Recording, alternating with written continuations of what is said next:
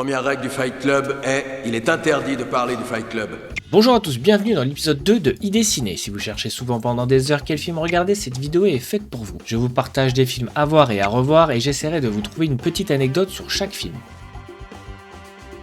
On commence avec Watchmen, sorti en 2009 de Zack Snyder. Dans une Amérique alternative de 1985 où les super-héros font partie du quotidien, où les tensions entre les États-Unis et l'Union soviétique sont légion, un justicier masqué un peu à plat mais non moins déterminé va découvrir un complot qui menace de tuer et de discréditer tous les super-héros du passé et du présent. Alors qu'il reprend contact avec ses anciens amis justiciers, un groupe hétéroclite de super-héros retraités, il entrevoit un complot inquiétant et de grande envergure lié à leur passé commun, et qui aura des conséquences catastrophiques sur le futur. Leur mission est de protéger l'humanité. Anecdote, comme à son habitude, Zack Snyder aime avoir sa version longue, souvent différente des versions sorties au cinéma pour faire plaisir au studio. Savoir qu'il existe 4 versions du film, la version française et la version américaine avec 10 minutes de plus, la version Director Cut avec 20 minutes de plus, et la version Ultimate Cut de 3h35 avec l'incrustation du dessin animé Les Contes du Vaisseau Noir.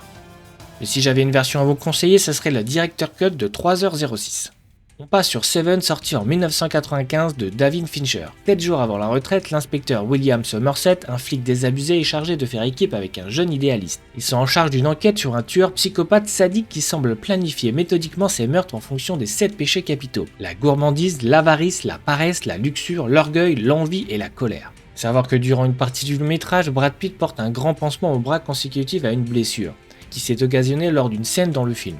Cette blessure est bien réelle, l'acteur s'étant véritablement blessé durant le tournage de la scène. Après concertation, il fut décidé d'inclure ce handicap physique dans le script. On continue avec La Faille, sorti en 2007, avec Anthony Hopkins et Ryan Gosling. Lorsque Ted découvre que sa jeune épouse le trompe, il décide de la tuer, mais en mettant au point le crime parfait. Mais le plus surprenant dans tout ça, c'est qu'il va avouer la tentative d'homicide. L'affaire est confiée à un ambitieux procureur adjoint avec le palmarès de 97% de condamnation. Mais comme vous vous en doutez, tout n'est pas aussi évident qu'il n'y paraît. C'est là que commence un redoutable jeu de manipulation, l'affaire va tourner à la confrontation entre les deux hommes, qui ont chacun besoin de la défaite de l'autre pour servir leur plan.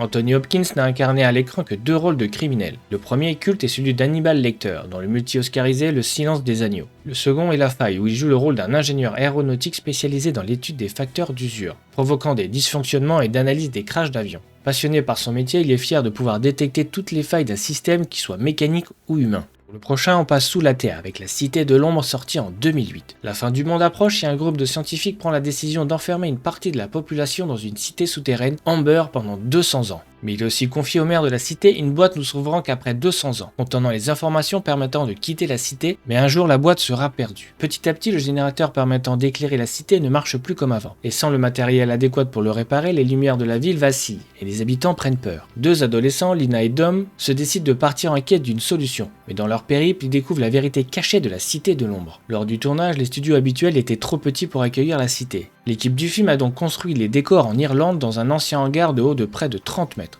Utilisé par la compagnie maritime H&W pour repeindre les coques de ses paquebots. Dans un registre complètement différent, District 9 sorti en 2009. Dans un 1982 alternatif, un vaisseau spatial extraterrestre géant arrive sur Terre et survole la ville sud-africaine de Johannesburg. Après plusieurs mois d'inactivité de la part de l'appareil, les gouvernements du monde entier autorisent donc l'ouverture de force des portes du vaisseau. À l'intérieur, plusieurs millions d'extraterrestres de forme insectoïde y sont alors transférés sur Terre dans un camp appelé le District 9. La gestion de la situation a été transférée au MNU, une société privée. Mais leur but caché est de découvrir comment fonctionnent les armes des extraterrestres. Jusqu'au jour où il faut voir le film pour voir la suite, je vais pas tout vous raconter. Anecdote, District 9 est le premier long métrage du réalisateur Neil Blomkamp, mais avant ça, Peter Jackson, qui produit le film, l'avait choisi pour réaliser l'adaptation du jeu vidéo Halo. Mais le film sera annulé à cause d'un budget jugé excessif. Mais il réalisera quand même un court métrage pour la campagne de jeu Halo 3. Savoir que son prochain film qui sortira en 2023 sera Gran Turismo, le célèbre jeu de course. On part du côté de chez Disney avec leur premier film d'animation de l'univers Marvel avec les nouveaux héros sortis en 2014. Hiro est un jeune garçon intelligent, il a qu'une idée en tête, rejoindre la prestigieuse institut de technologie. Et il met tout en œuvre pour réussir avec une nouvelle invention. Jusqu'au jour où un terrible incident fait rage lors du concours d'admission.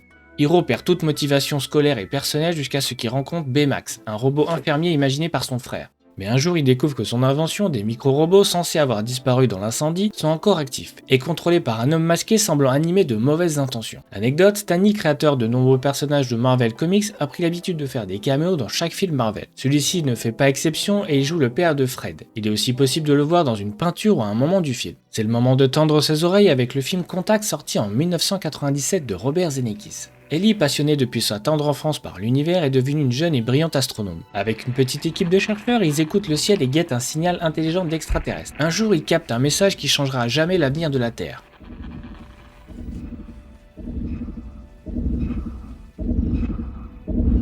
Savoir que le 14 juillet 1997, 3 jours après la sortie de Contact aux États-Unis, Warner Bros a reçu une lettre du conseiller juridique de la Maison Blanche qui se plaignait de l'utilisation de l'image du président Bill Clinton, insérée dans plusieurs scènes du film. Il a jugé la méthode inappropriée et il a donné un avertissement à Hollywood sur l'utilisation du futur de l'image du président.